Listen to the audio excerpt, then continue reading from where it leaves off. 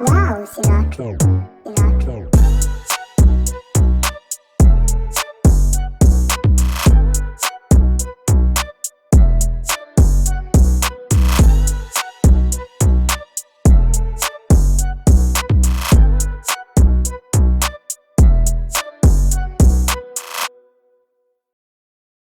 What's up, baggers? I'm Anthony Ione, a Colorado State champ, an ACL pro, back in the lab on another episode of Cornhole Science to break down the popular roll bag.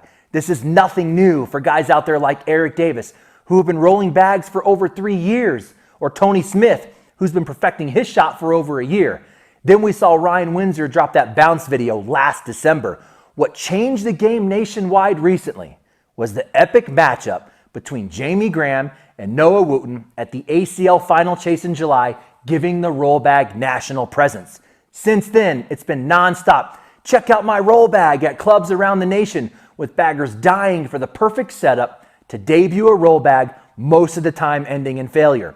Before we get in the box and break down this shot, I want to send a shout out to Noah Wooten, Eric Davis, Tony Smith, Tay Harris, and Hunter Thorne for taking the time to share their personal knowledge about the roll bag with me so it could be packaged up and shared with all of you today. Mad respect for you boys for what you can do on the boards and also the willingness to contribute to the education side of the game. Let's get in the box and break down this roll bag. What is a roll bag? The term roll bag, also called a flop shot, is used very loosely to describe any shot that maneuvers over bags after first landing on the board.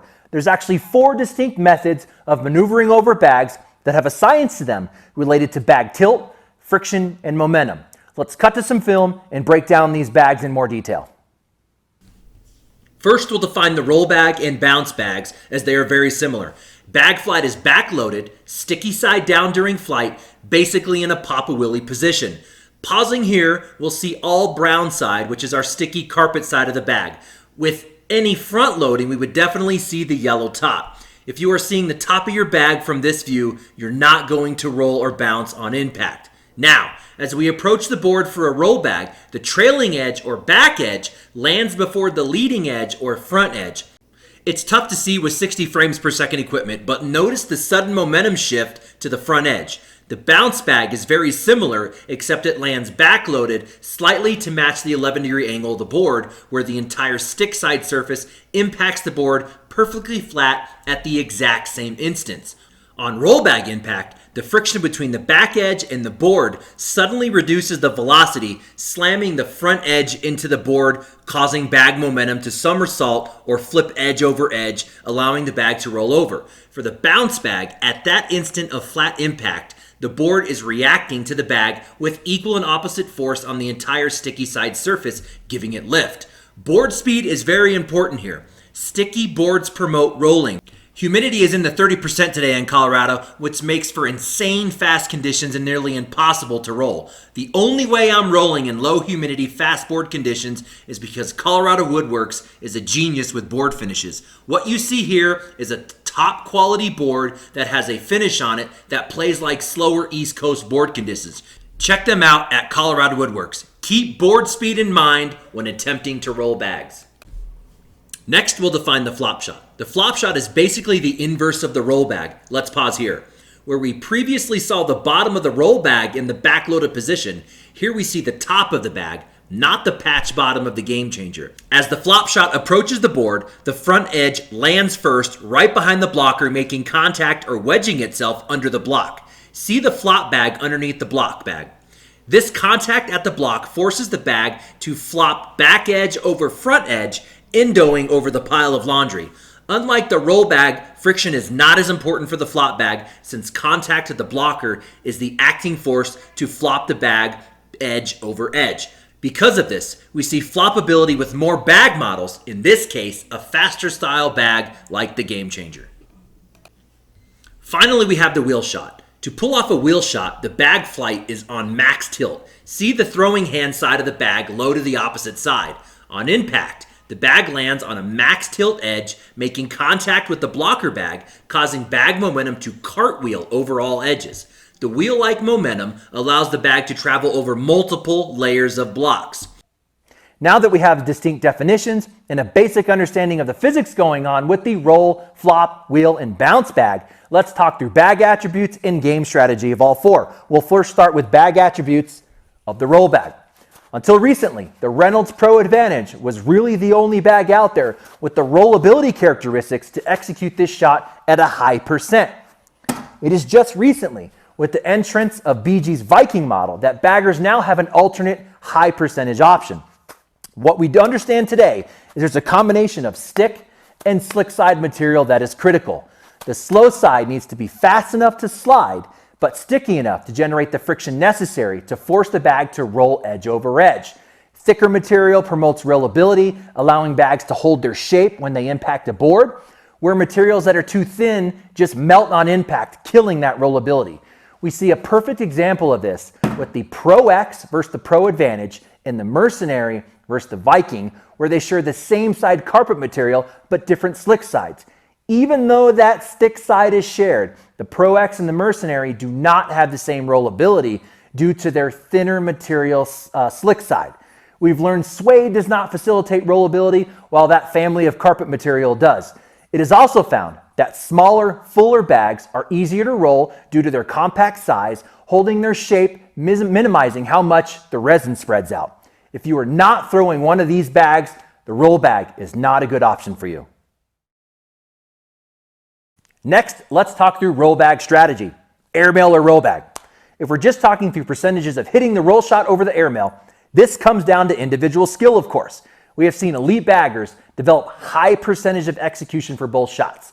Eric Davis and Tony Smith are good examples who have demonstrated a high percent of success with the roll bag, equivalent to that of elite baggers' airmail percent. A major difference in selecting the roll bag over the airmail is not just in the percent of being successful, but also in the percentage of being unsuccessful. What do I mean by that? A huge benefit to the roll bag is a failed attempt turns into defensive positions in the form of blocks and stacked bags. An airmail, of course, is typically all or nothing, and in some cases, inadvertently knocking your opponent's bag in the hole. Assuming you have developed a roll bag equal to that of an airmail, the risk versus reward favors the roll bag, especially if your opponent's bag is sitting on the hole. Now, in the case of a potential drag bag, or you have last bag in the round, or you're Jimmy McGuffin who hits 89 out of 100 airmail messing around in his backyard, the airmail is a better shot choice over the roll bag. We'll conclude bag attributes and strategy for the bounce, flop, and wheel bag in one swoop. The bounce shot shares the same bag type and strategy as the roll bag.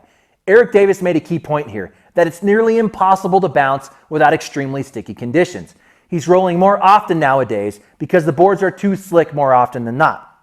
The roll shot can be executed with most bag models and in both stick and slick conditions. The flop shot is more difficult to control as it tends to cut to the non-throwing hand, not staying true to its line to the hole. Additionally, the flop bag requires making more aggressive contact to the block, adding more risk to knocking the opponent's bag in the process. Because of these downsides, elite baggers are currently favoring the roll bag over the flop bag. We'll certainly have to keep an eye on how this evolves in the future. The wheel bag can also be accomplished with most bag models in both stick and slick conditions. The wheel bag is extremely difficult to control its line to the hole and only more beneficial than other shots when there are multiple layers of block bags, where a roll shot, for example, would not be able to travel that far. Due to its low success rate, in rare scenario to need that shot, we just do not see the wheel shot used that often. To conclude our study today, we'll walk through techniques on how to accomplish these shots. We won't get deep into grips and releases, as that's a whole other animal for a future cornhole science discussion, but we will scratch the surface on the butterfly grip. Okay, let's run through that butterfly grip. Now, we're going to run through kind of the standard way to get there. There's a couple ways to get there. So you want to stand that bag up tall, put the weight of the bag into the curled section of your fingers. We're not out into the palm. We're not gripping here. We're really out into the curved section of your fingers. And what that's going to do is force your fingers out onto the edge of the bag. So you're pretty low and also bottom half. So we're not going to be up tall in this corner. We're going to be low in the bottom corner. Now, letting the weight of the bag work its way onto the fingertips also, and into the curl of the fingers, we're going to thumb press approximately center of the bag, and you're going to grip a fist pack full of fill. Now, if you kind of stand it up tall, that thumb press creates these corners lifting up and what kind of looks like the wings of a butterfly. That's where the term comes from. So kind of a final look. You're here with the thumb, backside, your bottom half, got extra material up here, and you're out on the edge of that bag. All right, now the key to the roll bag is on release. Let's get into this butterfly grip. Now, while in this grip, there's a twist of the wrist occurring early in the release, ensuring that the pinky finishes high on the thumb. Let's kind of get rid of the bag for a second here. So if I'm in this position, the pinky is going to finish real high on the thumb. So that is the twist we're trying to go for. Mike Carwin said it best. It almost feels like, you're turning a doorknob, basically. So also what contributes to that roll bag, so if we get back into that butterfly position, if you kind of preload in a Papa Willie or backloaded position and contribute that turn or turning of a doorknob, you're going to maximize your roll bag potential. For the flop bag, I've seen success with a variety of different grips. Whatever grip you're using, be sure to release front down, avoiding tilts at all costs. So front load and adding tilts left and right will exaggerate cuts, and this is what you want to avoid. It kind of kills your straight line to the hole. For the bounce bag, good luck. There's only a select few baggers out there with the skill level to pull off this shot with a favorable percent on regulation boards. Simply throw the flattest possible bag, mocking the 11-degree angle of the board, favoring a throwing hand side tilt, and watch the magic happen. Now, for those of you out there throwing on half-inch standard ply tops with no center support, you'll see the bounce bag exaggerated and executed with ease, even though the bag isn't perfectly flat. You will not see the same success on high-quality regulation boards. That's going to end our breakdown of the roll bag today. If you're interested in more analysis, technique, strategy, statistics, and physics with a goal of making sense of the cornhole unknowns, feel free to like the Cornhole Science page. I'm Anthony Ione here in the lab. Until next time.